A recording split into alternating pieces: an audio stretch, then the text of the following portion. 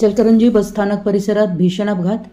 ST बसला कारची धडक, नंदा कोळी यांचा मृत्यू, 5 ते 7 जण जखमी.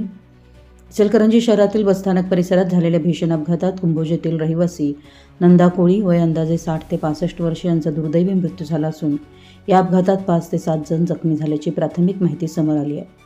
या घटनेमुळे परिसरात मोठी खळबळ उडाली. मिळालेल्या माहितीनुसार MH43 AN 2221 क्रमांकाची महिंद्रा XUV कार भरधाव वेगात येऊन एसटी बसला धडकली.